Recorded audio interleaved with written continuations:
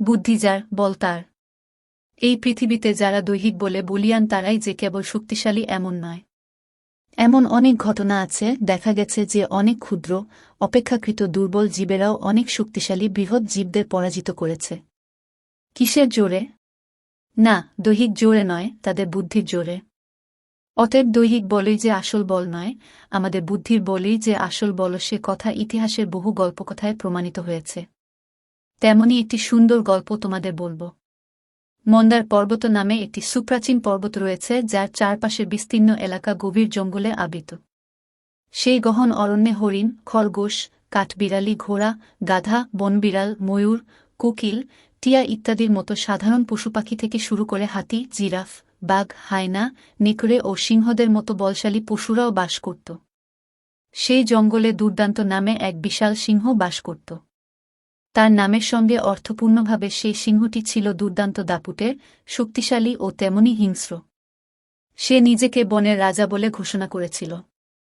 সে এতটাই উদ্ধত ও হিংস্র ছিল যে তার প্রতিদিনের খাদ্যের প্রয়োজনের চেয়েও বেশি পশুকে সে অনর্থক হত্যা করে ফেলে রাখত।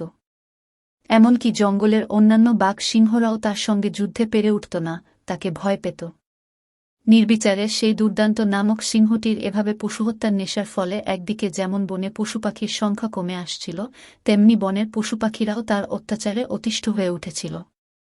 তারা সবসময় দুর্দান্ত নামক সিংহটির ভয়ে শঙ্কিত থাকত। সকলেই তাই চিন্তা করতে লাগল কি করে কি করা যায়। কেননা কেউই আর আগের মতো জঙ্গলে স্বাধীনভাবে বিচরণ করতে পারছে না, বাস করতে পারছে না।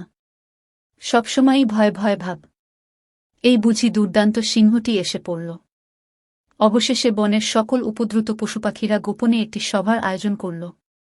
ময়ূরকে সেই সভার সভাপতি করা হল। সভায় শৃগাল, উট, জিরাফ, হনুমান প্রভৃতি বিভিন্ন প্রাণীরা প্রত্যেকেই তাদের মতামত জানাল। অবশেষে সমস্ত পশুরা মিলে ওই সভায় ঠিক করল, তারা সবাই মিলে একসঙ্গে দুর্দান্ত সিংহটির কাছে গিয়ে কথা বলবে। সেই অনুযায়ী বনের সকল পশুপাখিরা মিলে একদিন দল বেঁধে সিংহটির কাছে গিয়ে অনুরোধ করে বলল, হে পশুরাজ, আপনি হচ্ছেন আমাদের এই বনের রাজা। আপনি কেন কষ্ট করে পশু শিকার করে আপনার খাদ্য সংগ্রহ করছেন? এর ফলে একদিকে যেমন আপনার প্রয়োজনের চেয়েও বেশি পশু হত্যা হচ্ছে, অন্যদিকে রাজা হয়ে আপনি নিজে খাদ্য সংগ্রহ করতে বের হওয়ায় আমাদের বনের ও আপনারও সম্মান নষ্ট হচ্ছে। আপনি রাজা, আপনি কেন নিজে খাদ্যের জন্য জঙ্গলে বের হবেন? আমরাই বরং রোজ একটি করে পণ্য আপনার কাছে আপনার খাদ্যরূপে পাঠাব। আপনি শুধু সেটিকেই খাবেন। তাহলে আর বনে বেশি সংখ্যায় পশু হত্যা হবে না, আর আপনারও কষ্ট লাঘব হবে। জঙ্গলের সমস্ত পশুদের এই কথা শুনে সিংহ বেশ খুশি হল। ভাবল, এ তো ভালোই হল। তাকে এখন আর কোনো পরিশ্রম করতে হবে না। সে শুধু তার গুহায় শুয়ে ঘুমিয়ে কাটাবে। আর রোজকার খাবার তো নিজে থেকেই তার কাছে চলে আসবে। অতএব আর চিন্তা কি? সে বসে বসে একটা বিরাট হাই ছেড়ে তার লেজটাকে একটু মাটিতে আছড়ে নিয়ে বলল, তোমরা তো দেখছি আমাকে একটা বেশ ভালো প্রস্তাবই দিলে। তোমরাই যদি আমার প্রতিদিনের আহারের দায়িত্ব নিয়ে রোজ একটি করে পশুকে আমার কাছে পাঠাতে পারো, সেটা তো খুব ভালোই হয়। কিন্তু সাবধান, কোনোদিন যদি এই প্রস্তাবের অন্যথা হয়, কোনোদিন যদি কোনো পশু আমার কাছে না আসে, তাহলে আমি তোমাদের আর আস্ত রাখব না। তোমাদের সবাইকে মেরে ফেলব। পশুরাও বলল, তাই হবে মহারাজ। কোনোদিনও আপনার আহারে ফাঁক থাকবে না। আমাদের মধ্যে থেকে রোজ একজন করে আপনার কাছে আসবে। আপনি নিশ্চিন্ত থাকুন। সেই দুর্দান্ত নামক সিংহটির সঙ্গে এইভাবে চুক্তি করে পশুরা সবাই বনের যে যার আস্তানায় ফিরে গেল, আর কথা অনুযায়ী রোজ একটি করে পশু পালা করে সিংহের ডেরায় উপস্থিত হতে লাগল। সিংহ শুধু সেই পশুটিকে ধরে খেত। একদিন এক বৃদ্ধ খরগোশের পালা এল। পশুরা সবাই বৃদ্ধ খরগোশকে বলল, আজ তুমিই যাও। তুমি বৃদ্ধ হয়েছ, তোমার আজু তো এমনি শেষ হয়ে এসেছে, তাই আজ তুমিই যাও। সেই বৃদ্ধ খরগোশের সিংহের কাছে যাবার মোটেই ইচ্ছা ছিল না। কিন্তু কি আর করা যায়, তাই সে অনিচ্ছা সত্ত্বেও সিংহে গুহার উদ্দেশ্যে রওনা দিল। যেতে যেতে সে ভাবল, আজই যখন আমার জীবনের শেষ দিন, তখন ভালো করে একবার আমার জন্মভূমি এই জঙ্গলটাকে ঘুরে দেখি। এই ভেবে সেই বৃদ্ধ খরগোশটি জঙ্গলের এদিক সেদিক বেড়াতে লাগল।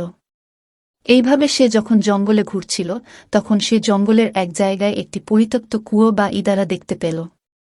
কুয়োর ভেতরে কি আছে দেখবার জন্য উকি দিতেই সে কুয়োর স্বচ্ছ জলে নিজেকেই দেখতে পেল। আর তা দেখে তক্ষুনি তার মাথায় একটা বুদ্ধি খেলে গেল। সে আনন্দে একবার নেচে নিয়ে মনে মনে নিজেকেই বলল, এইবার বুদ্ধি পেয়েছি। এই বুদ্ধিতেই দুর্দান্ত সিংহের হাত থেকে নিজেকেও বাঁচানো যাবে, আর সেই সঙ্গে জঙ্গলের অন্যান্য পশুপাখিদের প্রাণও রক্ষা পাবে। এদিকে খরগোশটির জঙ্গলে ঘোরাঘুরির ফলে সিংহের কাছে পৌঁছানোর সময় চলে যাচ্ছিল। অনেক দেরি হয়ে গেছে।